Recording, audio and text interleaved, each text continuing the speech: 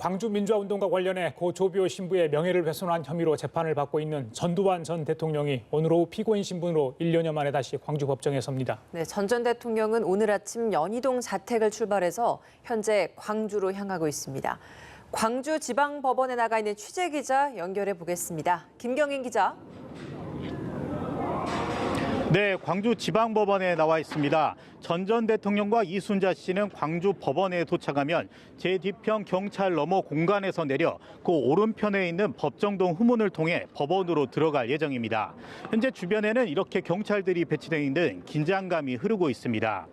전 대통령은 오늘 오전 8시 24분쯤 서울 연희동 자택에서 출발했는데요. 이곳 광주법원에는 정오에서 오후 1시 사이에 도착할 것으로 예상됩니다. 전 대통령이 처음으로 광주법정에 선 것은 지난해 3월입니다. 형사재판을 받는 피고인은 신원 확인을 위한 인정신문 기일과 선고 기일에는 꼭 출석해야 하기 때문입니다. 전 대통령은 지난해 3월 이후에는 고령과 건강을 이유로 재판에 출석하지 않았습니다. 하지만 이전 재판장이 총선 출마로 사직하면서 재판부가 변경됐습니다. 이로 인해 피고인이 맞는지를 확인하는 인정신문이 다시 진행되게 됐습니다. 신임 재판부는 이를 위해 전 대통령의 불출석 허가를 취소하고 소환장을 보냈습니다. 오늘 재판 시작 시각은 오후 2시인데요. 재판은 1시간에서 2시간 내에 끝날 것으로 보입니다.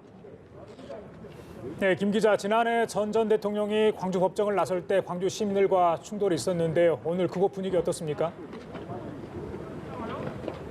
네, 말씀하신 것처럼 지난해의 경우에는 재판이 끝나고 5월 단체와 광주 시민들의 분노가 극도로 표출됐습니다. 전 대통령이 관련 혐의를 전면 부인하고 법정에서 꾸벅꾸벅 조는 등 재판에 불성실하게 임하는 모습 때문이었는데요. 법정 안에서는 시민들의 살인마 등 고성이 나왔습니다. 전 대통령이 법원 건물을 나설 때는 일부 시민들이 생수병을 던지면서 격렬하게 항의하며 차량을 가로막는 등 40여 분간 충돌이 있었습니다. 전 대통령을 향한 5월 단체의 분노는 여전한 상황입니다. 그동안 건강을 이유로 재판에는 나오지 않으면서도 멀쩡하게 골프를 치고 측근들과 만찬을 즐기는 모습이 확인됐기 때문인데요. 하지만 이번에는 차분하게 대응하기로 했습니다. 법원 앞에서는 간격을 두고 전 대통령의 사과와 신속한 재판, 그리고 엄벌을 촉구하는 집회를 열 계획입니다. 또 무릎 꿇은 전두환 동상 등을 집회 장소에 설치하고 전 씨의 구속을 촉구할 예정입니다. 경찰은 만일의 사태를 우려해 법원 안팎에 기동대를 배치했습니다. 네, 이 재판이 시작된 지가 벌써 2년 가까이 돼갑니다. 이 재판의 쟁점이 뭔지 다시 한번 좀 짚어볼까요?